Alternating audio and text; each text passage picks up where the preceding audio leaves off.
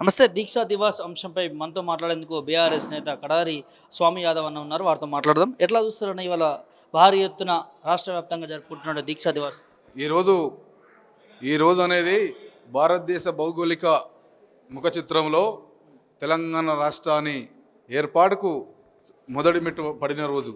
ఎందుకంటే ఈరోజు కేసీఆర్ గారు ఆనాడు 2009 నవంబర్ 29న దీక్షకు పూనుకొని తెలంగాణ ప్రకటించిన సందర్భంగా ఈరోజు మేము దీక్షా దివాస్గా సారు దీక్ష కూర్చున్న రోజు దీక్షా దివాస్గా కొనసాగిస్తున్నాం.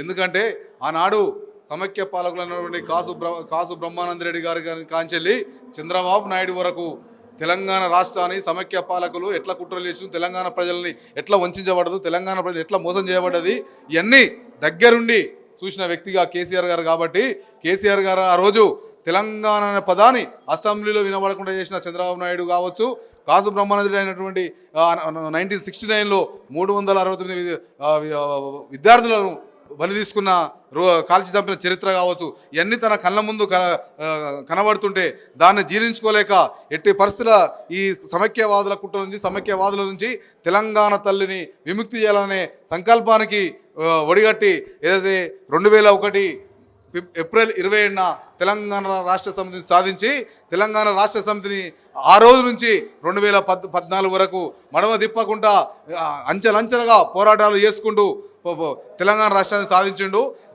సాధించిన రాష్ట్రాన్ని ఇలా అభివృద్ధి పథంలో సంక్షేమ రంగం కావచ్చు, అభివృద్ధి రంగం కావచ్చు, స్వర్ణయుగాన్ని తలపించే విధంగా కేసీఆర్ పరిపాలిస్తే ఈరోజు ఈ రాష్ట్ర ముఖ్యమంత్రి అయినటువంటి రేవంత్ రెడ్డి గారు ఏదైతే విధ్వంసం నుంచి వికాసం వైపు మళ్ళిస్తే మళ్ళీ ఇప్పుడు వికాసం నుంచి విధ్వంసం వైపు మళ్ళిస్తున్న చరిత్ర ఈ రేవంత్ రెడ్డి గారిది. ఇలా రేవంత్ రెడ్డి గారు ఏం మాట్లాడతాడు?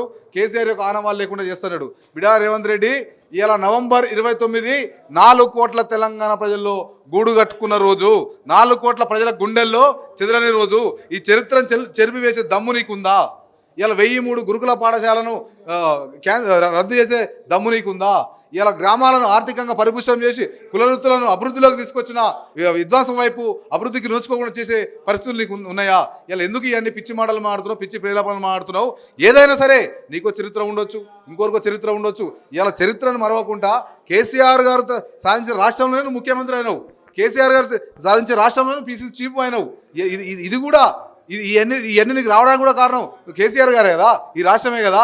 అందుకనే ఈ కారణ జన్ముడిని భవిష్యత్తులో కావచ్చు, ఇక ముందు కూడా ఎప్పుడైనా దీక్ష చేద్దాం మేము బ్రహ్మాండంగా నిర్వహిస్తామని సందర్భంగా తెలియజేస్తా ఉన్నాను. అదేవిధంగా రేపు గురుకుల పాఠ అని చెప్పి మా బీఆర్ఎస్ ఆధ్వర్యంలో కొనసాగుతుంది. ఇప్పటి వరకు గురుకుల పాఠశాలలో విద్యాశాఖ మంత్రి లేకుండా ఇవాళ నువ్వు గురుకుల విద్యా వ్యవస్థను నడిపిస్తున్నావు. ఏ ఒక్క రోజు కూడా విద్యా వ్యవస్థ మీద నువ్వు రివ్యూ చేయలేదు, సమీక్ష చేయలేదు, విద్యా వ్యవస్థను పటిష్టం చేయలేదు. అయితే పేద పిల్లల ప్రజలంటే పేద విద్యార్థులు అంటే నీకు చులకన. ఎందుకంటే నువ్వు ఒక దేశముఖ్, నువ్వు నా పిల్లలు మంచిగా ఉంటే సరిపోతుంది, నా కుటుంబం మంచిగా ఉంటే సరిపోతుంది అని చెప్పి ఆలోచనతో ఉన్నావు తప్ప కానీ ఈ పేద ప్రజలు మంచిగా ఉండాలి, పేదలు చదువుకోవాలి అని కేసీఆర్ ఆలోచిస్తే కేసీఆర్ ఆలోచన విరుద్ధంగా ఈ పేద ప్రజలు చదువుకుంటే మా మీద పోరాటం చేస్తారు, తిరుగుబాటు చేస్తారనే ఆలోచన ఒక బూర్జవ లక్షణం, ఒక ప్యాసిజం లక్షణం నీలో ఉంది. కాబట్టి ఈ గురుకులాలను నువ్వు నిర్వీర్యం చేస్తున్నావు అని చెప్పి సందర్భంగా తెలియజేస్తున్నాం. 48 మంది విద్యార్థుల బలిదానాలకు ఇప్పుడు ప్రభుత్వమే కారణం. ఈ చనిపోయిన పిల్లలకు ప్రభుత్వ హత్యలు, ఈ సర్కారు హత్యలుగా మా బీఆర్ఎస్వి వర్ణిస్తూ ఉందని ఈ సందర్భంగా తెలియజేస్తా ఉన్నాను. కేసీఆర్ ఆనవాళ్ళు తుడిచేస్తాను ముఖ్యమంత్రి పదే అనడం నిజంగా కేసీఆర్ని తెలంగాణ ప్రజలు మర్చిపోతారా? అసలు రేవంత్ రెడ్డి సోయుండి మాడుతున్నా సోయులేక మాడుతున్నా అర్థమవుతలేదండి. తెలంగాణ రాష్ట్రాన్ని సాధించిందే కేసీఆర్. అంటే ఇప్పుడు ఏంది, తెలంగాణ రాష్ట్రాన్ని తీసుకొని సమైక్య ఆంధ్రలో కలుపుతాడా? సమైక్య పాలక కబంధ హస్తాల కింద బందీగా పెడతాడా? ఎట్లా మాట్లాడుతుండు? కేసీఆర్ ఆనవాలంటే తెలంగాణ రాష్ట్రం ఇది. తెలంగాణ రాష్ట్రం ఎట్లా చెడిపోయగలుగుతాడు? ఒక కాళేశ్వరం ఎట్లా చెడిపోయగలుగుతాడు? రైతుల గుండెలో గూడు కట్టుకున్న ప్రేమను ఎట్లా చెడిపోయగలుగుతాడు? ఆనాడు ఈ తెలంగాణ రాష్ట్రం ఏర్పడక ముందు 2014 కంటే ముందు తెలంగాణ విస్తీర్ణం సాగు అనేది 20 లక్షల ఎకరాలు. ఇలా 1 కోటి ఎకరాల మాగానిగా మారింది. దాన్ని చెదరగొడతాడా? పాలమూరు రంగారెడ్డి ఎత్తి పథకాన్ని చెడగొడతాడా? కాళేశ్వరం ప్రాజెక్టుని చెడగొడతాడా? సీతారామ ప్రాజెక్ట్ చెడగొడతాడా? ఇలా మన కేబుల్ బ్రిడ్జిని చెడగొడతాడా? ఇలా ప్రపంచ పటంలోనే తెలంగాణ రాష్ట్రానికి ఒక గుర్తింపు తెచ్చిన ఆ గుర్తింపు చెడగొడతాడా? ఏం చెప్తారు మొత్తానికి దీక్షా దివాస్?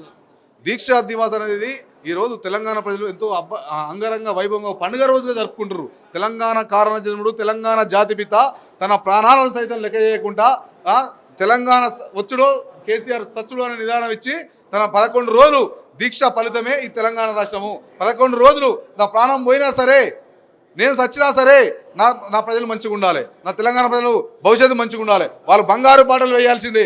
ఎట్టి పరిస్థితుల కేంద్రం మెడలు వంచైనా సరే, నా ప్రాణం పోయినైనా సరే తెలంగాణ రాష్ట్రం సాధిస్తే తప్ప ఇంకోటి తిప్పను. ఒకవేళ అలాంటి పరిస్థితి వస్తే నేను మెడలే నరుక్కుంటా కానీ తెలంగాణ రాష్ట్రాన్ని వదిలిపెట్టానని చెప్పి ఆనాడే కంకణబద్దులై ఆ లక్ష్యం వైపు అడుగులేసిండు, తెలంగాణ రాష్ట్రం సాధించిండు. ఇలా రేవంత్ రెడ్డి పిట్టల దొరల మాటలు, తుపాకి రామని మాటలు బంద్ చేసుకోవాలి. తెలంగాణ ప్రజలు నిన్ను రాళ్లతో తరిమి కట్టే రోజులు చాలా దగ్గరలోనే ఉన్నాయి. నువ్వు పరిపాలన వైపు అడుగులేయి, పరిపాలన మీద దృష్టి పెట్టు. ఇలా 33 జిల్లాలు చేసి అధికార వికేంద్రీకరణ చేసి ప్రజలకు సుపరిపాలన అందిస్తున్న చరిత్ర కేసీఆర్ గారు. అయితే ఆ జిల్లాలను రద్దు చేస్తా అంటాడు. ఏమైనా బుద్ధి ఉందా? ఏమైనా ఆలోచన ఉందా? అసలు ఏంది? నువ్వు ఏమనుకుంటున్నావు? అసలు ఒక రాచరిక పాలనకు నువ్వు అడుగులు వేస్తున్నావు తప్ప ప్రజాస్వామ్య పంతాలో నువ్వు ప్రజాస్వామ్యయుతంగా ఒక ప్రజాప్రతినిధి, ఒక ముఖ్యమంత్రి అయినావు తప్ప ఇంకోటి కాదు. నువ్వు రాచరిక వ్యవస్థగా నీకు ఎవరు రాసేయలే. రేపు ప్రజలు తిరగబడే రోజులు నీకు దమ్ముంటే మరోసారి రాజీనామా చేయి, నీ ప్రభుత్వానికి రాజీనామా చేసి మరోసారి ఎలక్షన్లు పో. అప్పుడు ప్రజలందరూ చూపిస్తారు, ప్రజా బలం ఏదో తెలుస్తుంది. ఇలా కేసీఆర్ ఉన్న ప్రజల్లో నువ్వున్నా తెలుస్తుంది. ఇలా మాయ మాటలు చెప్పి అమలుకు నోచుకొని హామీలు ఇచ్చి అధికారంలోకి వచ్చినావు. నీకు దమ్ముడు నిజంగా హామీలను అమలు చేయి. 6 గ్యారంటీల ముసుగులో 420 హామీలు ఇచ్చినావు. హామీలను అమలు చేసినాయి నువ్వు గొప్పనివి.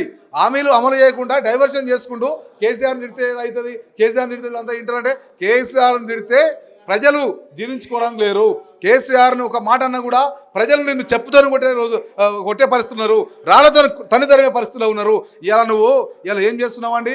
నీ బామ్మార్దికో ప్రాజెక్టు, నీ అల్లునికో ప్రాజెక్టు, ఆదానికో ప్రాజెక్టు, పైననేమో మీ రాహుల్ గాంధీ ఏమో ఆదానితో మనకు సంబంధాలు లేవు, ఆదాని ఒక దొంగ, ఆదాని ఒక చీటర్ అంటాడు. ఇక్కడనేమో ఈ రాష్ట్ర ముఖ్యమంత్రి రేవంత్ రెడ్డి ఆదానితో ఆలింగనం చేసుకుంటాడు, ఆదానితో జోడి కడతాడు. ఏమన్నట్టు అసలు మీ యొక్క పార్టీ యొక్క వైఖరి కూడా సందర్భంగా అడుగుతా ఉన్నాం. ఒకవైపు మూసీని ప్రక్షాళన అంటాడు, అదే మా రావణపేట ప్రాంతంలో మూసీ నది పక్కన అంబుజా సిమెంట్ ఫ్యాక్టరీ పెడతాడు. అయితే ఏమన్నట్టు? ఆ రావణపేట ప్రాంత ప్రజలు ఆ కంపెనీ యొక్క వ్యర్థాలతో, కంపెనీ యొక్క కాలుష్య కారకంతో శ్వాసకోశ వ్యాధులకు గురై తల్లి గర్భంలో పిల్ల కాంచెల్లి పండు ముసలి వరకు రోగాల బారి పడాలని చూస్తున్నావా? రావణపేట ప్రజల గుండె మీద అంబుజా సిమెంట్ గుదిబండను పెట్టాలని చూస్తున్నావా? విడా కమాందార్, నువ్వు ఏదైతే రేవంత్ రెడ్డి ఇలా అంబుజా సిమెంట్ ఫ్యాక్టరీకి ఏదైతే పర్మిషన్ ఇచ్చినావో, అంబుజా సిమెంట్కి ఏదైతే అప్రూవల్ ఇచ్చినావో అన్ని రద్దు చేసుకోవాల్సిందిగా నేను హెచ్చరిస్తూ ఉన్నాం.